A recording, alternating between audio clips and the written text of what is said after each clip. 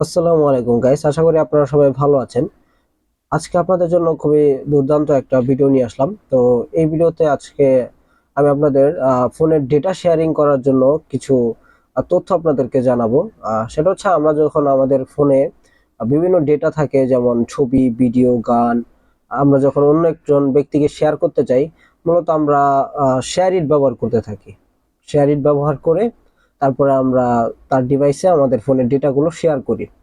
তো এতে করে এটার কিছু ব্যাড পয়েন্ট আছে। আমি সেই ব্যাড পয়েন্টগুলো আপনাদেরকে একটু এক্সপ্লেন করি। সেটা হচ্ছে, শেয়ার ইট যখন আমরা ব্যবহার করি তখন অনেক সময় আমাদের ফোনে কিন্তু অনেক পরিমাণে অ্যাডভার্টাইজ তারা দেখায়।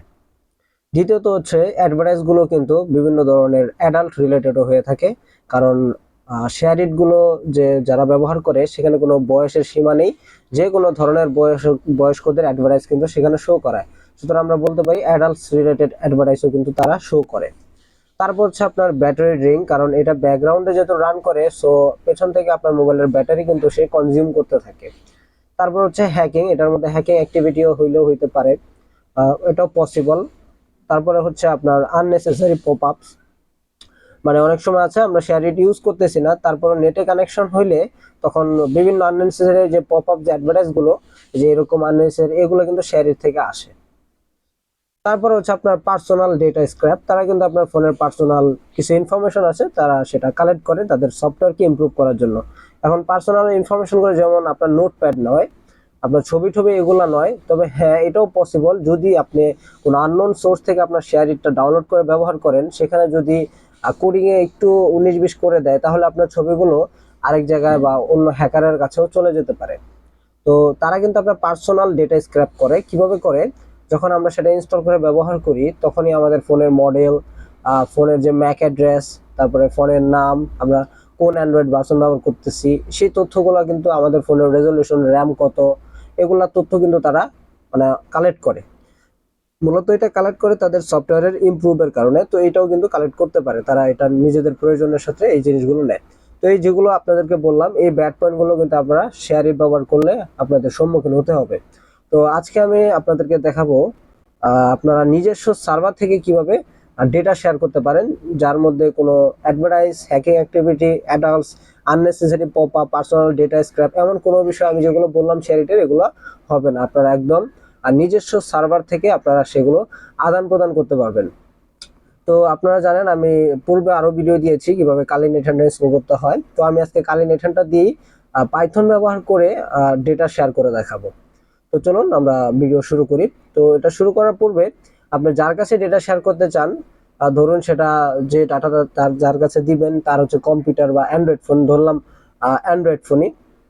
তো আপনারা জাস্ট করবেন কি, আপনার ফোনের ডেটাটা অফ করে দিবেন, বা কোনো ওয়াইফাইয়ের সাথে কানেক্ট থাকলে সেটা ডিসকানেক্ট করে দিবেন। তারপর আপনারা নিজেদের একটা হটস্পট ক্রিয়েট করে নেবেন। চাইলে আপনারা পাসওয়ার্ড দিয়ে ক্রিয়েট করতে পারেন, অথবা পাসওয়ার্ড ছাড়াও রাখতে পারেন, সেটা আপনার উপর ডিপেন্ড করবে। তো হটস্পটটা কানেক্ট করার পর আপনি যাকে ডেটাটা দিবেন বা যার ফোনে ডেটা ট্রান্সফার করবেন, তাকে আপনার হটস্পটে কানেক্ট হয়ে নিতে হবে। মূলত শেয়ার কিন্তু এইভাবেই কাজ করে। শেয়ার দিয়ে যখন আপনারা ডেটা ট্রান্সফার করেন, তখন কিন্তু শেয়ার আপনার যে ডিভাইস আছে সেই ডিভাইসের ওয়াইফাইয়ের সাথে আরেকটা ডিভাইসের হটস্পট ক্রিয়েট করে কানেক্ট করে তারপরে ডেটাগুলো ট্রান্সফার করে। কিন্তু তারা এই এই এই সাহায্যের কারণে তারা আরো বিভিন্ন বিজনেস পলিসিতে আমাদের ডেটা চুরি করে। তো এর জন্য আমরা নিজস্ব সার্ভার ব্যবহার করব, নিজেদের সার্ভার থেকে শেয়ার করব। তো এর জন্য আপনাদের অবশ্যই নেটহান্টারটি ইনস্টল থাকতে হবে। নেটহান্টারটি আমি ওপেন করতেছি, এবং এখান থেকে কালি সি রুটটাকে আপনারা সবসময় স্টার্ট রাখবেন। আমার এখানে স্টপ লেখা, আমি জাস্ট দেখাচ্ছি আপনাদেরকে। শো ট্যাবস, এই যেখানে স্টপ লেখা, তার মানে এটা স্টার্ট অবস্থায় আছে। তাছাড়াও এই মেনুগুলো দেখবেন যে ওপেন অবস্থায় থাকলে বুঝবেন এটা স্টার্ট আছে। স্টার্ট থাকার পরে আমরা প্রথমত আমাদের হটস্পট ক্রিয়েট করে একজন ডিভাইসকে এটার সাথে কানেক্টেড করে নিয়েছি। আমি দেখাচ্ছি আপনাদেরকে, জাস্ট এই যে দেখতে পাচ্ছেন কানেক্টেড ডিভাইস, এখানে আমার কম্পিউটারটাকে আমি কানেক্ট করে নিয়েছি আমার হটস্পটের সাহায্যে। আমার কম্পিউটার আমার নেটওয়ার্কের মধ্যে কিন্তু কানেক্টেড এখন আছে।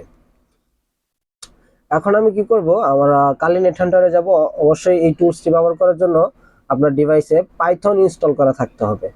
পাইথন ইনস্টল না থাকলে আমরা করতে পারবেন না। পাইথন ইনস্টল করা খুবই ইজি, আশা করি আমি ধরে নিলাম আপনারা পাইথন ইনস্টল করে নিয়েছেন। তারপরে আমরা জাস্ট এসডি কার্ডে চলে আসব। আমি প্রথমে এটা ক্লিয়ার করে দিচ্ছি, এটা আমি ক্লিয়ার করে দিলাম। এখন আমরা কোন ডিরেক্টরিতে আছি সেটা জানার জন্য পিডব্লিউডি লিখবো। তো আমরা এখন রুটে আছি। তো মূলত এসডি কার্ড আমাদের রুটেই থাকে। আমি জাস্ট সিডি দিয়ে স্ল্যাশ দিয়ে এসডি কার্ড লিখবো। এসডি কার্ড লিখলে আমরা এসডি কার্ডে চলে আসবো। এখন এসডি কার্ডের ফাইলগুলো দেখতে চাইলে এলএস লিখলেই এসডি কার্ডে যত ফাইল আছে সেগুলো চলে আসবে। তো আমি চাচ্ছি শেয়ারিটার মাধ্যমে আমি কিছু ভিডিও ওকে দিব। আমি তো ভিডিওগুলো আমার নির্দিষ্ট ফোল্ডার আছে, আমি জাস্ট সেই ফোল্ডারে চলে যাচ্ছি। ভিডিও এলএস যদি করি, তো দেখুন এই ভিডিও ফোল্ডারের মধ্যে আমার এই কয়েকটা ভিডিও আছে। তো আমি চাচ্ছি এখানের মধ্যে থেকে তাকে আমি একটা ভিডিও দিব। এর জন্য আমি জাস্ট এখন আমার সার্ভারটা রান করে দিব। তো সার্ভারটি রান করার যে কমান্ডটি এই যে আপনারা দেখতে পাচ্ছেন, python 3 hyphen -m http.server port দিব 80। তো এখানে আপনারা পোর্টে 80 জায়গায় 8080 দিতে পারেন, 4 সংখ্যার দিতে হবে অথবা 2 সংখ্যার। তো আমরা 80 দিচ্ছি। বাই ডিফল্ট আমরা যে ওয়েবসাইটগুলোতে ভিজিট করি সেটা পোর্ট থাকে 80। তো আমরা 80 দিচ্ছি, তাহলে এটা সুবিধা হবে। আপনার চাইলে 8080 দিতে পারেন অথবা 800008 দিতে পারেন, এটা আপনার উপর ডিপেন্ড করবে। তবে হ্যাঁ, এই পোর্টটা যাতে আমরা যে পোর্টটা এখন দিব এই পোর্টটা যাতে অন্য কোনো সার্ভিসে আপনার ব্যবহার হতে না থাকে। যদি এটা স্টার্ট নিতে প্রবলেম হয় সেক্ষেত্রে আপনারা পোর্ট চেঞ্জ করে দিতে পারেন। তো আমার আপাতত এই 80 পোর্টটি কোথাও রান হচ্ছে না, সুতরাং আমি এটা এখানে রান করব। python 3 -m আপনারা কমান্ডটা আবার দেখে নিন। দেখে নেওয়ার পর আমি জাস্ট স্টার্ট করে দিব। দেখতে পাচ্ছেন এটা স্টার্ট হয়ে গেছে। এখন আমাকে বলতেছে সার্ভার এইচটিটিপি অন এই পোর্টের মধ্যে স্টার্ট হয়ে গেছে। তো আমাদের এখন এই ফোল্ডারের মধ্যে যাবতীয় যে ফাইল সেগুলো অলরেডি আমাদের সার্ভারে রান হয়ে গেছে। এখন আমরা আমাদের ডিভাইসের সাথে যে কোনো ডিভাইস কানেক্ট করে সেখান থেকে আমরা এই ফোল্ডারগুলোকে বা এই ফাইলগুলোকে অ্যাক্সেস করতে পারবো। তো চলুন তার জন্য আপনাদেরকে আমি এক্সাম্পল দেখাচ্ছি।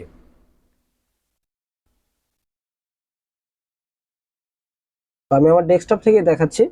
তো এখানে আমার সামনে যে কম্পিউটার দেখতে পাচ্ছেন এর মধ্যে মূলত আমার হটস্পটটি কানেক্টেড আছে, দেখতে পাচ্ছেন। তারপর আমি জাস্ট প্রপার্টিতে চলে যাব। তো আপনারা ফোন থেকে গেলেও ঠিকই একই রুলস ফলো করতে হবে। আপনারা নিচে আসবেন, নিচে আসার পর একটু খেয়াল করবেন যে এখানে সার্ভার লেখাটি কই আছে, যে ডিএনএস সার্ভার। এই যে ডিএনএস সার্ভারটা দেখতে পাচ্ছেন, এই আইপিটা আপনাদের কপি করে নিতে হবে। এই আইপিটা আমরা এখান থেকে জাস্ট কপি করে নেব। কপি করে নেওয়ার পর আপনারা যে কোনো একটি ব্রাউজার ওপেন করবেন। আমি মাইক্রোসফটের ব্রাউজারটা নিলাম এবং এখানে আপনারা আইপিটাকে পেস্ট করে দিবেন। পেস্ট করে আপনারা জাস্ট এন্টার করলেই দেখতে পারবেন আমরা যে সার্ভারটা রান করেছি সেই সার্ভারের ফাইলগুলো এখানে রান হয়ে গেছে এবং আমরা চাইলে এখান থেকে এগুলা ডাউনলোড করতে পারবো, প্লে করতে পারবো। তবে এখানে আপনারা যখন কমান্ডটি দেওয়ার সময় যখন আমরা এখানে দেখতে পাচ্ছেন যে 80 পোর্ট দিয়েছিলাম, এখানে কিন্তু 80 পোর্ট দিয়েছিলাম। যদি আপনারা 80 পোর্ট এখানে না দেন সেই ক্ষেত্রে কিন্তু আপনারা ডিরেক্ট এখানে এই আইপিটা দিলে এটা ওপেন হবে না। এর জন্য আপনাদের এখানে ক্লোন দিতে হবে, স্ল্যাশ দিয়ে ক্লোন দিতে হবে। ক্লোন দিয়ে আপনাদের সেই আইপিটা লিখতে হবে। বাই ডিফল্ট 8 দিলে এটা লেখার প্রয়োজন পড়ে না। যদি আমরা 8080 বা অন্য কোনো পোর্ট দিয়ে থাকি 80 বাদে, সেক্ষেত্রে আমাদের এখানে লিখে দিতে হবে। আমরা যদি চাই বোর্ড দিয়ে ওপেন করতে, এর জন্য আমরা 80 দিলেও ইন্টার দিলেও এটা আসবে। কারণ এই ওয়েবসাইটগুলো এই এইচটিটিপিতে মূলত বাই ডিফল্ট পোর্ট 80 তে রান করে। তো আমি জাস্ট আপনাদের এখন একটা ফাইল ডাউনলোড করে দেখাচ্ছি প্লে করে, যে এটা কতটা স্পিডে ডাউনলোড হয় এবং কতটা স্পিডে কাজ করে। তো আমি প্রথমে এখান থেকে এই ফাইলটা নিচ্ছি আমি, এই যে হাইড্রা, এই ফাইলটার উপর ক্লিক করলাম। দেখুন এখন এটা অটোমেটিক ডাউনলোড করার জন্য একটা পপ আপ চলে আসছে। এটা দেখতে পাচ্ছেন কত মেগাবাইটের, 41.51 মেগাবাইট এবং কতটা স্পিডে ডাউনলোড হয় সেটা আপনাদের দেখাই দিচ্ছি। জাস্ট আমি স্টার্ট ডাউনলোডে ক্লিক করলাম। দেখতে পাচ্ছেন খুব ফাস্ট কিন্তু ডাউনলোড হয়ে গেছে অলরেডি। আমি যদি এখন এটা ওপেন করি তো দেখতে পাচ্ছেন এই ভিডিওটা কিন্তু অলরেডি প্লে হয়ে গেছে। তো এইভাবে কিন্তু আপনারা এই আপনার নিজস্ব সার্ভারগুলো ব্যবহার করতে পারবেন।